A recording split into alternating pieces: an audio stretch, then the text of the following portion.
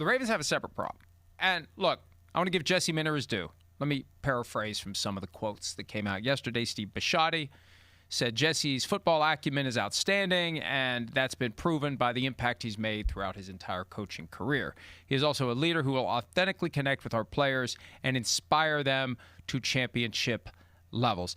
I always look in those kind of quotes. Like, is there a comment in there about the last guy? Are they saying that John Harbaugh no longer authentically connected with players? Does it bring us back to age? I don't know. But there's always something potentially inadvertent or deliberate. He is also a leader who will authentically connect with our players. I mean, if you already had one that did that, you wouldn't have fired him. So, I don't know. I don't want to make too much of it, but I don't want to gloss over it either. Because maybe we're getting to the core. Yeah, I read that line too, and I thought about it, and it doesn't seem like there's, and it hasn't happened yet. I mean, if there's still time for it to happen, generally there's like some kind of back channel, some kind of sources say this, or one of the problems that went wrong, there was a disconnect here. That hasn't happened yet with John Harbaugh and his press conference. Michael. Has there? Michael. Was there one? Oh, no. There was like this whole back and forth between Rappaport and Schefter. And, one of them said he lost the locker room. Oh, and I the missed other one that said one. that's Okay. wrong. And I think the Athletic had a deep dive. Anytime they put multiple names on a story, you know they mean business. Oh, this is serious. I always try. Serious. Like, I don't know double and triple byline. I can't say I've never done it because maybe I've taken something somebody wrote and I revised it and I put both names on. It's very rare. I just always wonder, like, when you have three bylines, what do? Do you take turns with the word? Like, how do three people write a story? Anyway, they had a two-person story, so you know it's true. The more people on it, the more it goes up exponentially. It's like the logarithmic scale for earthquakes. Every time you add a person, it goes up by an order of magnitude in overall credibility. But I'm just playing around. But, yeah, it's been out there that he lost the locker room. So that's why I locked onto that. Well, okay. All right. Well, I stand corrected there because I was going to say, my thought was there's respect. There's respect for Harbaugh for the Ravens and the Ravens for Harbaugh. They just wanted somebody else. It got to the point where it's like 18 years. That's too much. That's too much. We gotta move on. And so they moved on to somebody else. Or 16. It was 18 for Tomlin. 19 for Tomlin. 16 for Harbaugh. Somewhere. 18. Oh, it was 18. Okay, 18. But I don't think they were taking a shot at him. Is my point. I think they were honestly saying this is who Jesse Minter is. Now the championship levels, okay. If that is a shot at Harbaugh, all Harbaugh has to say is, yeah, man, he won a national championship as a coordinator in college, but I got a Super Bowl. So check in with me when young Jesse wins a Super Bowl. Yeah, I didn't get a championship with Lamar Jackson, but I do have a Super Bowl title, and most coaches in this league cannot say that as a head coach. So I don't really think they were taking a shot at him. I think they were genuinely excited to hire him, and they should be, because I do think, as I said earlier, I do think it's a good hire for the Ravens. By the way, a great email just came through from one of our viewers. The only place where ageism doesn't exist in the NFL is among ownership. Good point. And that was one of the defenses I would always get in some of these cases. Like, if the decision maker in the workplace was above the age of 40 or even older than the person about whom the decision was made, well, how can that person be ageist? They're also, in the protected class. Yeah, but you're still making decisions that are, it's not I hate old people. It's I'm making a business decision based on age, and I want someone younger, often cheaper. That's part of it too. I was going to say financial. To bring in somebody entry level. Yeah. There's a lot that goes into it. It's not you smell like mung beans. It's We're making a business decision here. And I think the Steelers may go through this at some level. The whole idea that Mike McCarthy is a candidate there. Everybody they've hired since the first Nixon administration has stayed at least 15 years. 23 with Knoll, 15 with Cowher, 19 with Tomlin. If you hire Mike McCarthy at 62, I don't think he's staying 15 years. So that becomes it's a complicated issue, but I think it's more real than many would admit, especially those who are under 50 who follow the sport. And I think that see Sim's side of it, he just sees it as normal. It's just the way it is. And there's nothing wrong with it because that's just the way they've always done it. You move on from someone and you bring in someone younger because you do it with players all the time. But none of the players are over the age of 40. It's a different mindset with players. We're talking about 30s. The non-player jobs where the players it should be right. Yeah, for the players, and it's in that 30 case, and they start looking around. They see it. Yeah, and that's a function of wear and tear, and also cost comes into it. But the bottom line is the protected class doesn't open. The window doesn't crack until 40. So it doesn't apply to players whatsoever. And it really is a unique industry when you're talking about professional athletes. All right. As it relates to the comment from Steve Bisciotti that Jesse Minter is a leader who will authentically connect with our players, there is one player with whom an authentic and effective connection must be made. And that is the player who hovers over all of this. Because, and I know this, look, you know how they say, like, if you're squeamish, this would be the time to leave the room, change the channel, send the kids out. If you're a Ravens fan, this would be the time to turn the show off. All right? Because you're not going to like this. Because I know you don't like it when I talk about this. Because this is the thing that you worry about. See, Michael, I've figured out. It's like when the dentist hits the nerve and you jump out of the chair.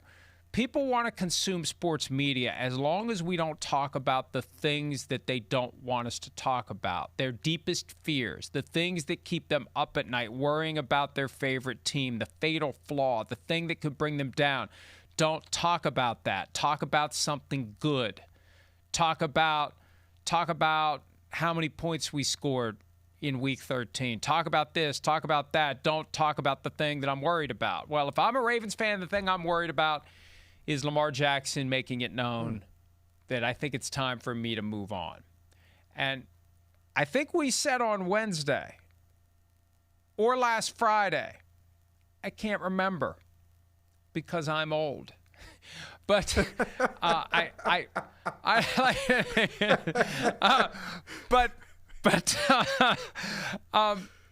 I think that Lamar Jackson's reaction to the coaching hire is going to be critical to the ongoing relationship between Lamar and the Ravens. And I believe he reacts one way if you hire an offensive specialist with head coaching experience, and he potentially reacts another way if you hire a first-time head coach from the defensive side of the ball. And that is what they did. So what does Lamar think? Now, they still need to hire an offensive coordinator. That's going to be a factor. But what does Lamar think about this, and how involved was he really in this process? We know that Steve Bisciotti wanted him to be, but how involved was he? So as potentially compelling press conferences go, the next one, Jesse Minter and whoever else is there. Will Bisciotti be there? Will DaCosta be there? I assume at least DaCosta will be there. But will there be questions about how involved was Lamar and what does Lamar think of this? And they're not going to come out and say he wasn't and he hates it, but that's when we start looking for, well, he's on board with it. Yeah, why would you ask that? Yeah, it's all body language, demeanor, all that. We're going to be studying all that when they answer those questions, if those questions get asked. Well, look, and I think those questions will be asked. It's the number one question on everybody's mind. So the first question before the number one question was, who are they going to hire as a head coach? They moved on from John Harbaugh. Who's next? All right, we got that answer. It's Jesse Minter. who was already there, who's got Ravens ties and Harbaugh ties. And now, what are you going to do with Lamar? And what does Jesse Minter want to do with Lamar? I mean, you don't know what kind of questions are asked during the interview. It's, hey, what do you think of our division? What do you think of our roster? What would you do differently? We collapsed down the stretch. What do you defend? You're a defensive guy, Jesse. What's wrong with our defense? You know, we used to be a top 10 defense, and now we've struggled on that side of the ball. And then, what do you think of our quarterback? Because I thought it was interesting, you know, the stories pointing out that when Jesse Minter started as an assistant with the Ravens, that year one, year two, one of his responsibilities was doing scout team work with the rookie quarterback, Lamar Jackson. Did Lamar Jackson enjoy that scout team work with Jesse Minter? Did they connect? Did they go out? Did they talk about sports? Did they, eat wings together? Or was this a very distant employer-employee relationship? I would think it was probably a good thing. I don't think it's a coincidence that they hired a guy with Ravens ties who had some relationship with Lamar Jackson. It's not like he's never met him before. So the question is, how deep is that relationship, and what does Minter think should happen with Lamar Jackson? The other thing I'll say quickly, Mike, is that I wonder if, and this is not, I'm not saying this as a negative thing for Lamar Jackson. Maybe the most important thing to him is not who's my OC, who's my head coach. It's, what are you going to do with my contract? Are you going to pay me like one of the top 5, top 3 quarterbacks in football? Are you going to redo my contract so I'm satisfied? So if you redo my contract, hell, bring in whoever you want. I just want to make sure I'm being compensated fairly. Well, and that continues to be tied up in the issues looming over the relationship. And you're right, there's a familiarity there. And familiarity isn't always a good thing. I love how whenever we start connecting dots, we look for past time spent together as indicative of future relationship. It's possible the two people hate each other. We don't know. It's possible they're never going to work together again. Been there, done that, don't want it. So something's going on here. I'll check when I'm done. There may be something to check. So anyway, breaking news? Possibly. Text come through and caught my eye. But the reality is they have spent time together. That's either good or it's bad. We don't know. It can't be neutral. There's going to be an opinion by both Minter toward Jackson and Jackson toward Minter.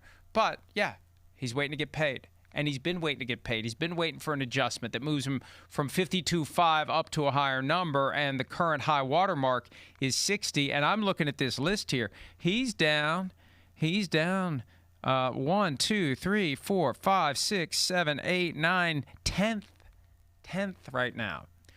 So, and he's got the ultimate power.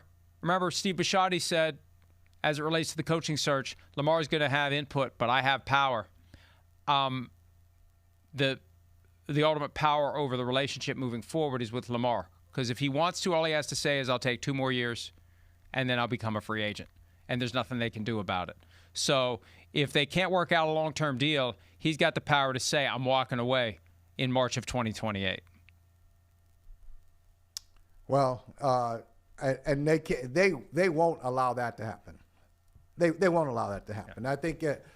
I think something we will know very shortly, probably in a couple of months, what's going to happen with Lamar Jackson. It's not going to be, hey, let's wait for a couple of years, and when Lamar has the power, it's not going to be, we'll kick it down the road, we'll talk to you next year. I think we'll know fairly quickly if he's going to get a long-term contract with the Ravens, or if the Ravens decide to do something dramatic. The rumors are out there. Do they move on from Lamar Jackson? But I think we'll know before the spring. The official start of spring.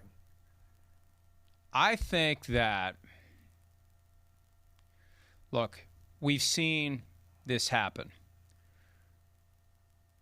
Just because the league year begins March 11, we've seen trades get negotiated pending the arrival of the first day of the league year.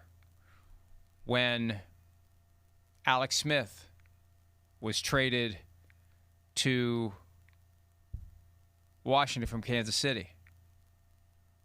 That whole Kirk Cousins is leaving, so Washington needs a quarterback. That all happened the Tuesday of Super Bowl week because we did this 20-minute interview with Alex Smith about his future, and that night he got traded to Washington.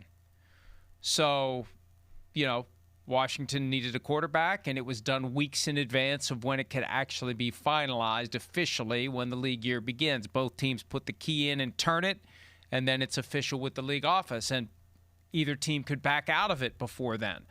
But you could have a deal done right now, frankly. I mean, I'm not saying there is. I'm not saying there would be. I'm not saying there should be. I'm just saying in theory, you could have two teams agree to a trade now that becomes effective on March 11.